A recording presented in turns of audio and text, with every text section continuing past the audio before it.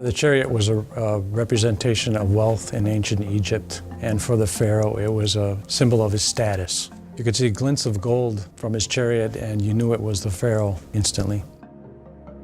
We've got the kind of staff here, particularly with Craig, that can build amazing things. He's done a lot of carving and modeling over the years, and he's the kind of guy you could just turn over a difficult project and not have to worry about it. We asked him if he could build a chariot, and he just nodded his head. I didn't know much about chariots. I just learned what I knew from our curator, who was an Egyptologist, and I ended up doing a huge ton of research. I said, if we're going to try and create a three-dimensional, full-size chariot, the best examples are Egyptian because several have been found in tombs in Egypt. There are books published on them and there are examples you can look at of how to reconstruct one very accurately.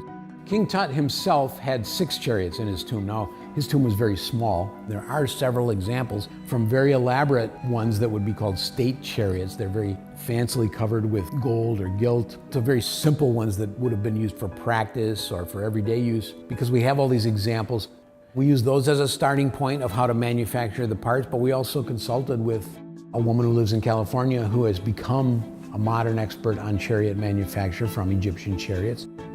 Well, we usually make a model to start with all of our exhibits, and it's a good thing that we decided to make a scale model, 1 inch to 1 foot, because some of the parts that were drawn as King Tut's chariot did not fit together exactly right. The biggest challenge for our chariot was the steam bending aspect. We knew we needed a steam bender because many of the parts of the chariot were curved.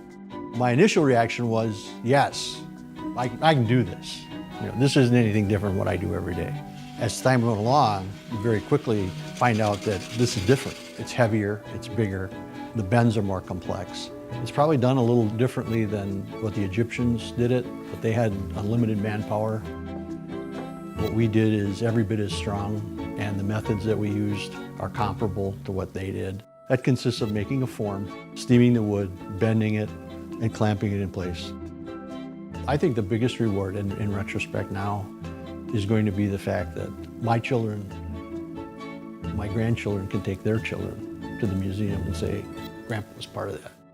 I think what the Egyptians did is bring the chariot to a position of kind of a racehorse, that it's pared down to its smallest dimensions, but still be strong.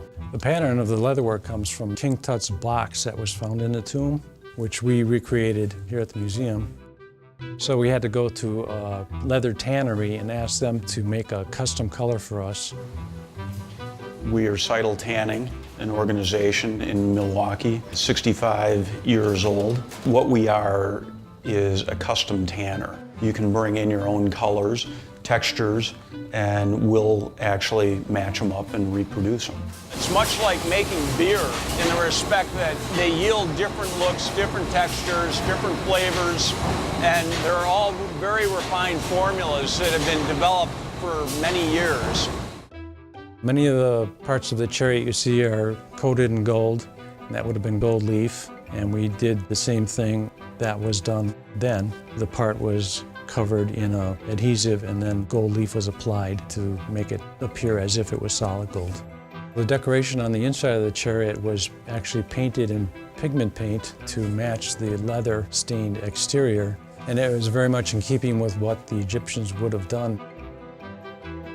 Every emblem and every material that's on this chariot was researched, and it has some symbol. It means something. It's not just a decoration. There are figures and faces on there that represent cultures that the Egyptians defeated.